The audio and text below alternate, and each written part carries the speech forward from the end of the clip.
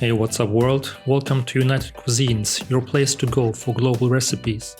Let's kickstart this channel with a delight from Turkey, savory and crunchy, Turkish pita bread from the Black Sea region, hence its name, Karadeniz Pidesi. Karadeniz translates to Black Sea. We will prepare two energy heavyweights that are able to serve 2 to 3 people, so make sure to have a partner in crime ready to eat this delicious dish with. Now let's have a look at the protagonists of this episode. We will need 300 grams of high-fat ground meat. We will saute a medium-sized onion with some green and red sweet pepper, as well as a peeled tomato and round it up with 2 garlic cloves and a handful of parsley. For our wet dough, 300 grams of all-purpose flour and 200 milliliters of water are needed.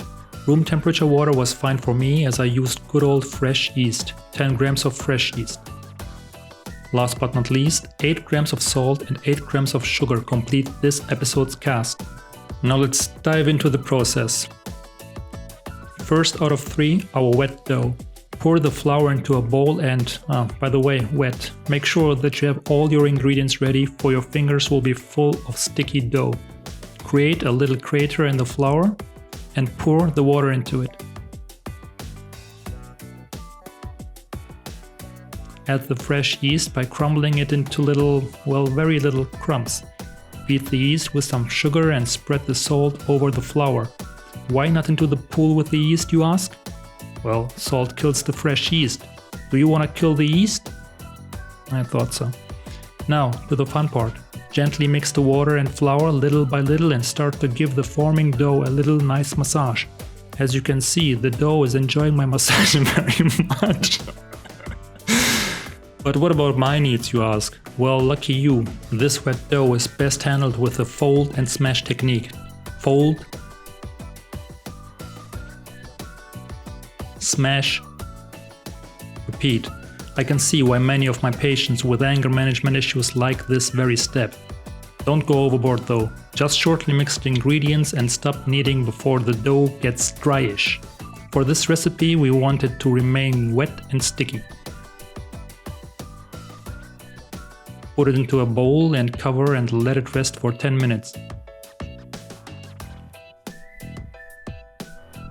In the meanwhile, ask yourself if it makes sense for you to clean your doughy hands just to mess them up again. Take the dough out of the bowl. Look, it's still sticky. Good that you didn't clean your hands, right? Now it's time for your fancy scale to lift some weights. Cut the dough into 2 equal pieces. You should have ended up with something around 250 grams per piece.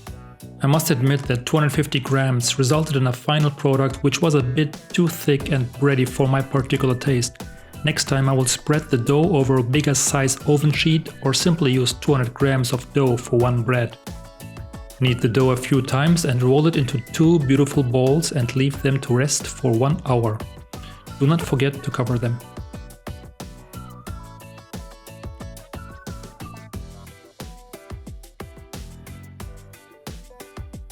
Let's move to step 2 of 3, preparing the filling/topping of our Turkish Black Sea pita bread.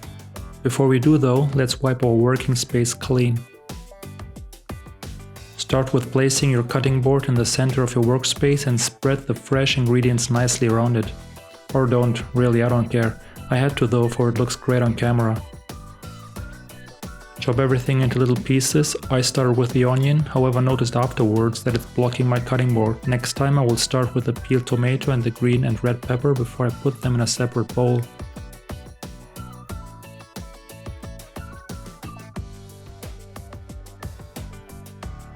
Anyhow, chop everything into small pieces except for the garlic.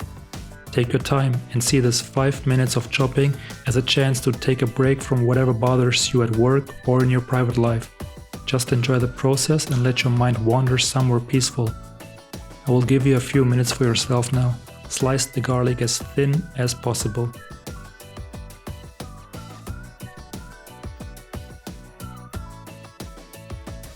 Okay, I'm back. Let's end this chopping exercise and move on to frying everything in the pan over medium heat. Unless you have ended up cutting yourself in one of your precious fingers, then you should definitely unpack your first aid kit first. Put some olive oil in the pan and saute the onion till they get translucent.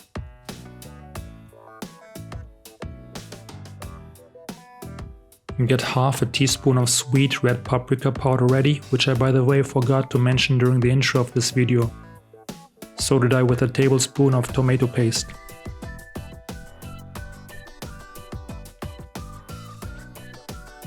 Add the ground meat into the pan, squeeze and mix it in order for it to not get lumpy.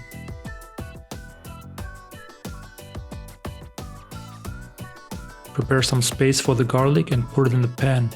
Don't let it burn and mix it into the mix after a minute or so. Once the meat is barely pink anymore, mix in the chopped peppers.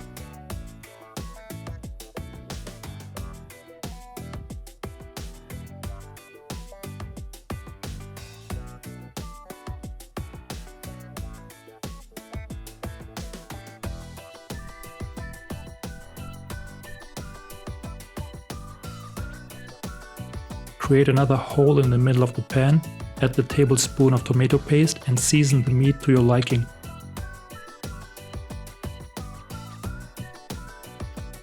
I added half a teaspoon of sweet red paprika powder, some salt and a tablespoon of red pepper paste. The latter you might find in the oriental section of your supermarket. Add the chopped tomato in the middle, mix it with the pastes first, slowly move outwards to eventually include all of the meat. Keep on mixing and give the flavors a minute to unite before you turn off the stove and mix in the parsley. Our topping/filling is ready now. Taste and season some more according to your liking. Now, let's move to our final step. Before we do so though, turn on the oven and let it preheat to 220 degrees Celsius. Make sure to also preheat the baking sheet on which you are planning to place our Karadeniz Pidesi bread on. I regularly do this in order to get a nice crust on the bottom of my dough dishes. Okay, time to open the dough. We want to end up with a rectangular-ish shape without using a dough roll. It can't be done, you are an amateur, you say? Okay, challenge accepted. Start pressing your fingers into the middle of the dough and simultaneously stretch it a bit outwards. Pretend that your fingers are a gentle drill hammer and repeat the process a few times. Flip the dough upside down and repeat the process once more. My dough personally asked me to flip it in the air, so I tried my best to do so. Obviously, my flippy skills got a lot of room for improvement, but hey, skill comes with practice, they say, right?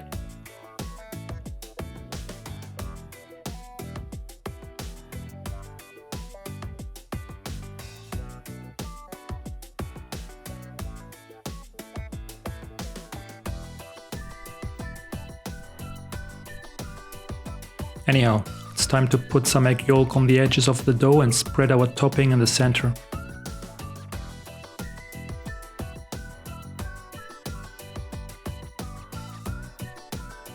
Evenly distribute half of the meat mix over the two foundations of our soon-to-be delicious Karadeniz Pide breads.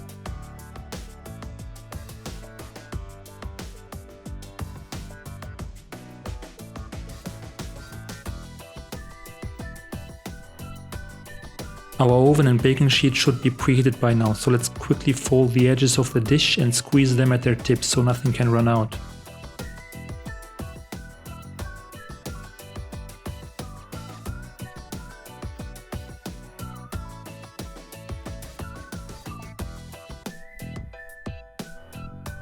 Now, to the most challenging part. Grow yourself 2 more hands in order to be able to put the paper on the baking tray and move it into the oven.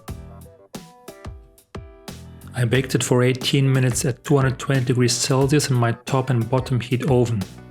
And it turned out great, however make sure to monitor the process for every oven differs. Finally, a few minutes before, put the optional cherry on top of one of your pides. I meant egg, not cherry. Egg on top, of course.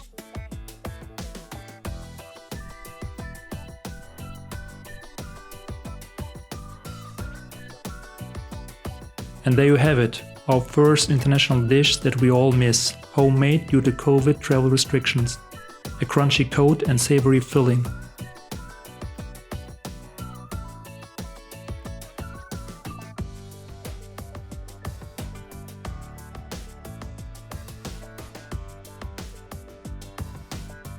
If you're best friends with butter, put it on the bread. And if you're crazy about it, just put some small blocks of it on top of the meat. Now, enjoy your first dish with some Turkish ayran, 50% yogurt and 50% salted water.